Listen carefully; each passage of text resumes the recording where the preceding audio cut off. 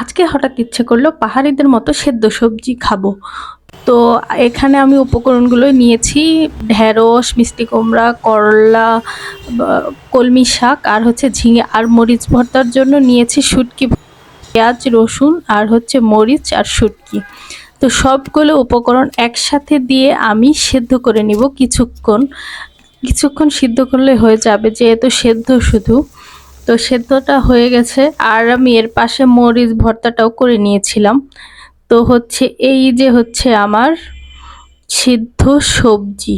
তো সাথে আমি সালাদ নিয়েছি, আর নিয়েছি সব সিদ্ধ সবজিগুলো। খেতে কেমন হবে আমি এখনো জানি না, যেহেতু আমি প্রথমবার খাচ্ছি, সেজন্য আমি বলতে পারবো না এটা কেমন।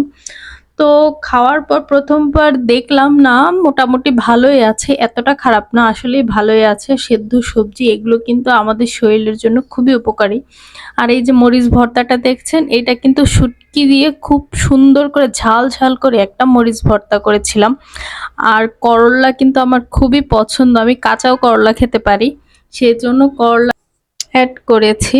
করলা আমার কাছে ভালোই লাগে। তো খাবারের রিভিউটা হচ্ছে ভালোই লেগেছে, আসলে সবকিছু সেদ্ধ সবজি ছিল, খুবই